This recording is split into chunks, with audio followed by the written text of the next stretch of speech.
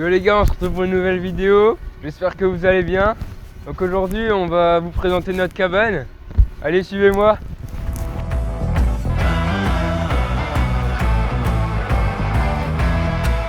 Eh mais attendez, je crois que j'ai oublié quelque chose.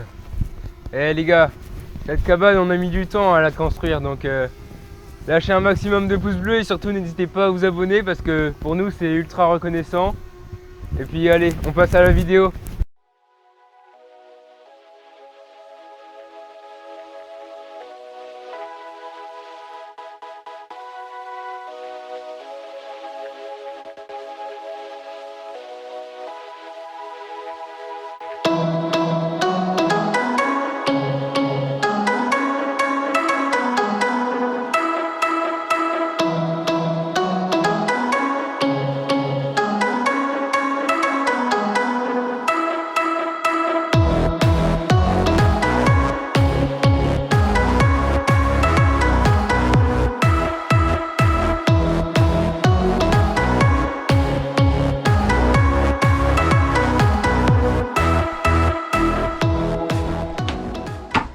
Bon, cette cabane, on l'a commencé en juillet 2019. Donc au départ c'était un peu des ruines de l'ancienne cabane quand on était tout petit. Donc je vous mets quelques photos juste ici. Et puis cette cabane je l'ai pas construite tout seul. Donc il y a Thomas qui est avec moi ici aujourd'hui. En faisant des études d'architecte. Donc il nous a bien servi pour cette construction. Et aussi on a Julien. Julien c'est un peu le bricoleur fou. C'est celui qui nous a fourni un peu toutes nos vis qu'on a dû utiliser. Et puis aujourd'hui c'est devenu ça.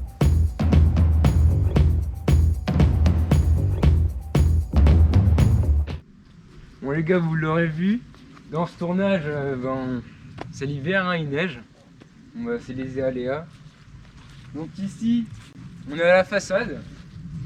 Donc le rez-de-chaussée, les murs, donc là ils sont en rondins de bois. Les rondins de bois ils font environ 60 kg chacun. 60 à 80 pour les plus gros.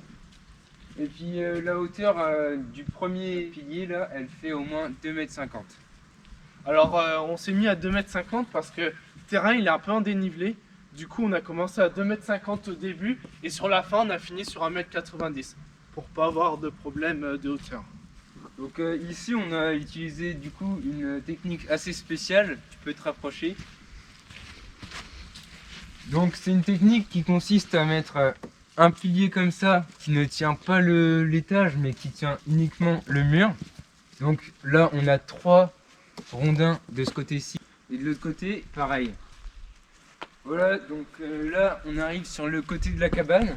Donc ici c'est le même principe.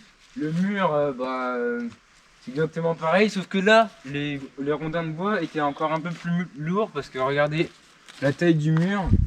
On est sur une taille qui fait environ 3 mètres, donc c'est déjà énorme. Et puis tous ces rondins de bois là, on a oublié de le préciser, mais on les a coupés dans une forêt privée. Alors ensuite, au début on a eu des soucis parce que la première fois qu'on a fait le mur du bar, il s'était écroulé à cause du poids. Et du coup on a trouvé une autre technique pour ce mur là, c'est de mettre de la corde entre les deux rondins de chaque côté pour pas qu'ils s'écartent. Et en mettant de la corde à chaque fois, ça tient. Et en plus, on a rajouté des piquets pour des fiches pour tenir le rondin qu'on a planté fortement dans le sol. Et là, on voit qu'il bouge pas. Et je sais pas si vous l'aurez remarqué, mais pour tous nos murs, on a fait des fondations comme ça, avec des pavés, des bons gros pavés, pour que tout simplement, quand il y ait de l'eau ou de la terre humide au sol, que le bois il ne pourrisse pas et touche pas le sol.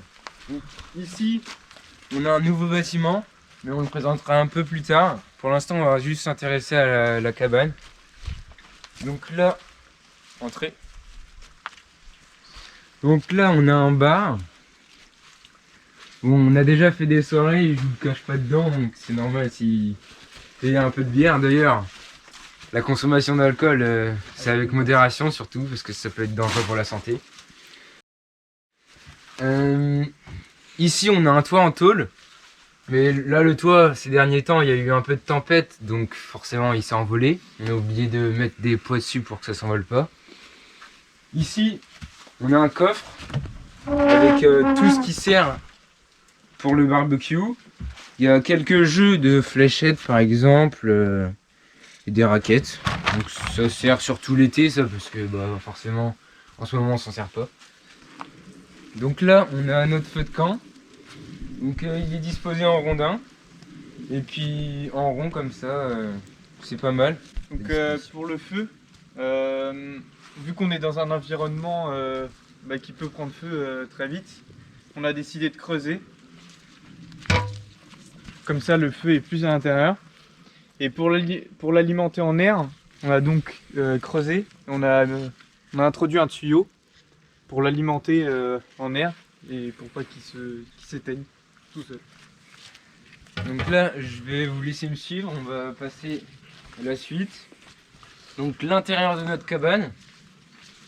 Donc ici, on a, ici, regardez, on a tous nos outils. Donc ça, ce sera dans une prochaine vidéo où on vous présentera tout en entier. Comment on les utilise, etc. Ici, la salle à manger. Donc on a 2 rondins comme ça, qui viennent encore une fois de notre forêt.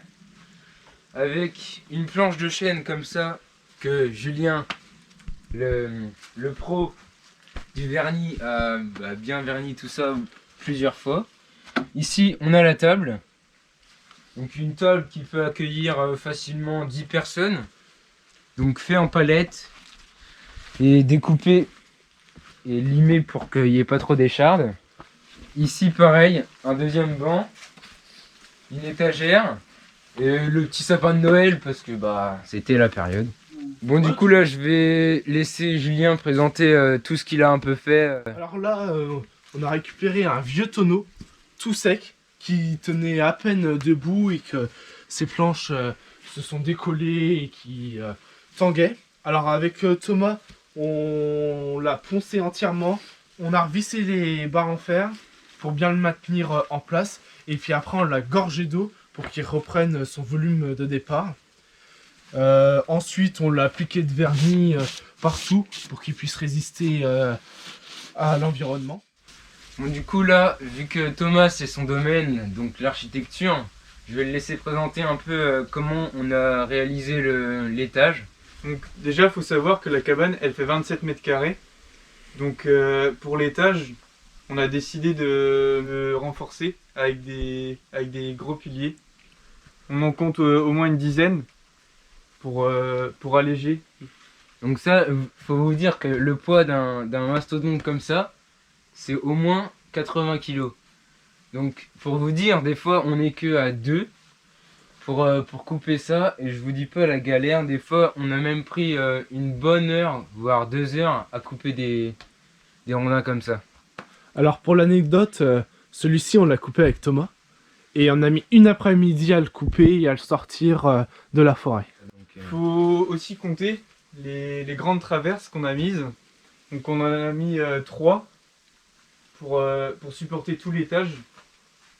Et ensuite, pour supporter encore les palettes qui sont le plancher de l'étage, on a encore mis d'autres traverses pour encore répartir les charges. Les gars, donc je reprends mon montage. J'ai oublié un petit truc dans la vidéo. Donc je vous ai pas mis de avant-après. Donc là je vais vous mettre le avant juste ici. Et là regardez, si je le prends comme ça, tac, paf. Là c'est le après. Et attendez, on le refait. Avant. Là si on le reprend, hop, après. Et incroyable. Incroyable ça avant-après. Vraiment, mettez plein de pouces bleus juste pour ça. Hein. Pour les dimensions de cette cabane, donc environ en longueur comme ça. Donc faut vous dire que les traverses, elles font plus de 7 mètres. Pour supporter toutes les grandes traverses, on s'est mis du coup au point stratégique des gros arbres qui du coup supportent toutes les charges. Donc on a utilisé des bois en Y pour les coincer et maintenir la structure correctement. Ici, on a un un petit meuble comme ça pour poser des choses dessus, comme des enceintes pour de la musique, des spots de lumière pour que ça fasse une petite ambiance. Ici, on est de l'autre côté. Donc là, c'est des murs qu'on ne voit pas trop, donc regardez. C'est des murs en palette parce que forcément c'est plus écologique. C'est du bois de sapin qui est déjà coupé. Donc ça coûte moins en bois et pour l'environnement c'est mieux parce que faut préserver la planète. Hein. Ici, comme je vous l'ai expliqué, on a notre décharge. Donc ça, c'est un peu tous les vieux bouts de bois tout pourris qui étaient dans l'ancienne cabane en fait. Du coup ça fait longtemps qu'ils sont là. On essaye de faire du compost ici. Donc là il y a plein de lianes, plein de feuilles. Donc ça c'est pour soit on va peut-être terrasser ici, on sait pas sûr. Et puis il faut vous rendre compte qu'avant dans l'ancienne cabane il y avait des palettes comme ça. Et les palettes comme ça, vous le voyez ici, c'est très fragile et c'est très dangereux si on veut faire un étage. Comme va vous le présenter Thomas. Donc pour l'étage, on a Julien qui nous a fait un magnifique escalier. Donc on l'a mis sur des fondations, des dalles, oui, mais en... Des dalles de terrasse. Des dalles de terrasse, quoi. Pour pas que justement le bois pourrisse et repose pas sur la terre. Alors, j'ai fait cet escalier chez mon grand-père. Et il avait à peu près le même type d'escalier en plus grand. Et je me suis inspiré de lui pour faire celui-ci. Alors, au départ, j'ai pris des grands chevrons en bois. On voit bien que les marches sont bien épaisses. J'ai recouvert le tout de 3 couches de vernis Bondex qui résistent pour 12 ans. Et en plus de ça, pour éviter qu'au fur et à mesure du temps, l'escalier s'écarte sur les côtés, j'ai mis des tiges filetées. J'en ai mis 3. Et du coup, il va tenir. Allez, je vous laisse me suivre. Là, faut faire attention, ça glisse, il y a de la neige. Bon.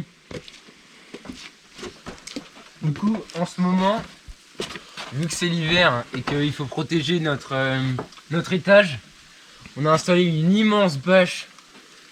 Si je me trompe pas, elle fait 5 mètres sur 8 de longueur.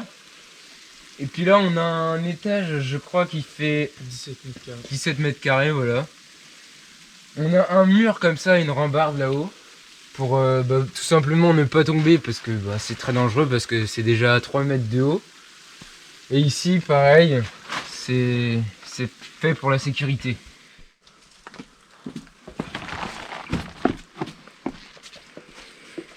Bon, du coup les gars, c'est la fin de cette première partie de la vidéo. Donc il y aura une vidéo qui suivra dans le week-end prochain. Donc ça sera dimanche 11h15 normalement. Et puis du coup j'espère que cette première partie vous aura plu. Et n'hésitez pas à vous abonner et lâcher un commentaire. Lâchez des pouces bleus si ça vous plaît et puis ça nous fait d'autant plus plaisir. Voilà, et puis pour le référencement c'est pas mal. Et puis dites-nous si vous voulez, si ça vous intéresse de voir un peu toutes nos avancées chaque semaine de la cabane. Ou toutes les 2 semaines si on n'a pas trop de contenu à mettre. Allez, ciao!